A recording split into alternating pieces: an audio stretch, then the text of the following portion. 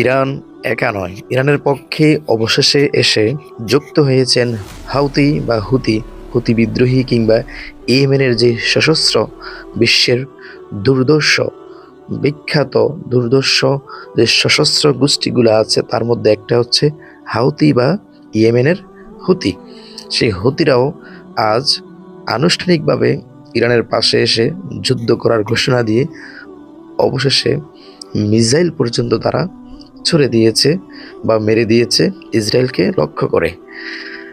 তার মানে এখন ইরান একা নয়, ইরানের পাশে দাঁড়িয়েছে প্রথমত শ্রীলঙ্কা, তারপরে হিজবুল্লাহ, তারপরে ইরাক, তারপরে এখন এসে দাঁড়িয়েছে হুতি।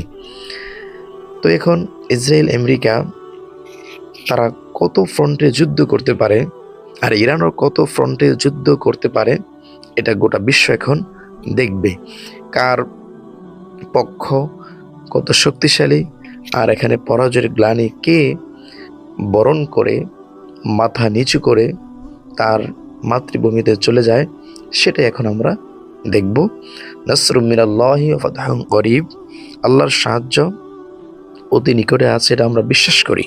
আর আমরা সর্বদা মাজলুমের পক্ষে আছি, জালেমদের বিরুদ্ধে কন্টেন্ট কিংবা আমাদের সামর্থ্য অনুযায়ী আমরা প্রতিবাদ করেই যাব।